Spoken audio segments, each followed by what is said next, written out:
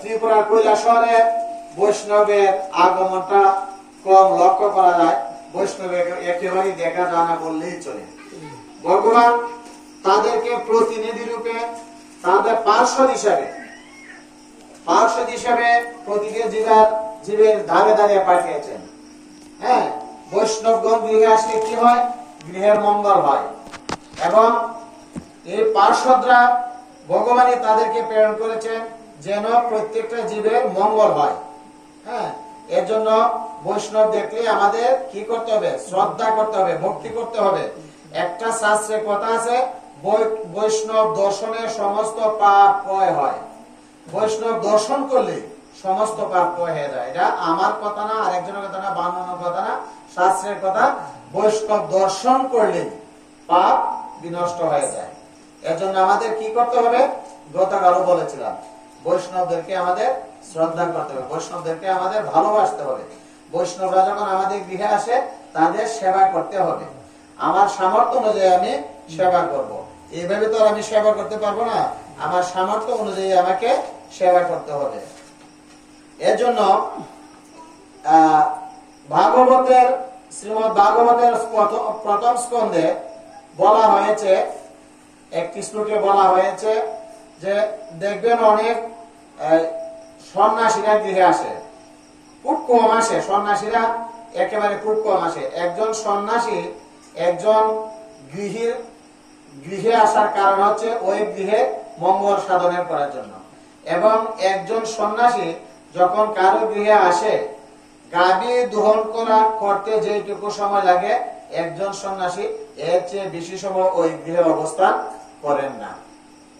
এটা হচ্ছে ভাগবতের কথা, প্রথম স্কন্ধে সম্ভবত 3য় অধ্যায়, আমার শ্লোকটা মনে নাই, যে ভগবান বলছে কি, যে একজন সন্ন্যাসী গৃহের মঙ্গলের জন্য আসেন, কিন্তু একটা গাভী দহন করতে যে সময় লাগে, গাভী দহন বলতে আমরা গায়ে দোয়াই না, দুধ আমরা করি না, আস্বাদন করি না, সেই দুধ দহন করতে যেটুকু পরিমাণ সময় লাগে, একজন সন্ন্যাসী এর বেশি একটা গৃহে, প্রকৃত সন্ন্যাসী যারা, এর বেশি একটা গৃহে অবস্থান করেন না।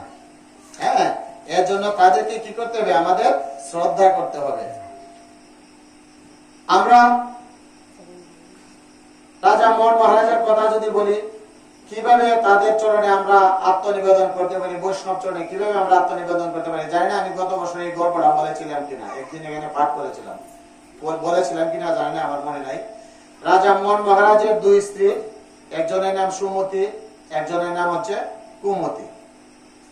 সুমতির হচ্ছে 2 সন্তান, একজনের নাম হচ্ছে বিবেক, একজনের নাম হচ্ছে বৈরাগ্য। আর কুমতির হচ্ছে কাম, ক্রোধ, লোভ, মোহ, মদ, মাশ্চর্য, 6 সন্তান। হ্যাঁ, তো কুমতি মানে খারাপ, কুশব্দের অর্থ হচ্ছে খারাপ। কুমতি দিবারাত্র সুমতির সাথে দ্বন্দ্ব লেগেই থাকতো, রাজার 2 রানী দ্বন্দ্ব লেগেই থাকতো। তখন রাজার তো কোনো কিছুর অভাব নাই, যেমন বলল আমার এক রানীকে আমি ওই শিলচর পাঠিয়ে দেব, বা আমি গুয়াহাটি পাঠিয়ে দেব। তখন সুমতিকে কি করলেন? ওই গুয়াহাটিতে তার এক বাড়িতে রাখলেন, আর কুমতিকে তার গৃহে রাখলেন। কুমতি মানে তার গৃহে কোনো পূজা পার্বণ, বৈষ্ণব সঙ্গ, সাধু সঙ্গ, ভাগবত পাঠ, গীতা পাঠ, ধর্মীয় আলোচনা কোনো কিছুই হয় না, কুসঙ্গ এখানে। হ্যাঁ, তখন রাজা কিছুদিন যাওয়ার পর তার মনে অশান্তি বেড়ে গেল। রাজা চিন্তা করলো, আমি আজ সুমতির গৃহে যাব। কুমতিকে বলে সুমতির গৃহে গেল, বলছিল আমি 2-3 দিন পর আবার চলে আসবো। সেখানে যখন রাজা মোহন মহারাজ গেলেন, সেখানে গিয়ে দেখলেন সুমতির গৃহে সাধু সঙ্গ হচ্ছে, বৈষ্ণব সঙ্গ হচ্ছে, ভাগবত আলোচনা হচ্ছে। তা দেখে রাজার মনে যে দুঃখ ছিল সব দূরীভূত হয়ে সেখানে তিনি বৈষ্ণব সঙ্গে মজে গেলেন। হরে কৃষ্ণ। দিন গত হয়ে গেল, রাজা মোহন মহারাজ ফিরে আসছে না। তার দেখে এদিকে কুমতি খুবই চিন্তিত। তার ছেলে এসে বলছে, কাম এসে বলছে, মা তুমি কিসের জন্য তা চিন্তা করছো? বাবা, তোর বাবা গেল, অনেক দিন হয়ে গেল, সে তো আর ফিরে আসো না, এর জন্য মা তুমি ক্রন্দন করছো, চিন্তা করছো? আমি কাম থাকতে তোমার চিন্তার কোনো কারণ নাই। আমি বাবাকে এমন কাম ভাব দেখাবো, আমার কামে বাধিত হয়ে আমার বাবা তোমার কাছে চলে আসবে।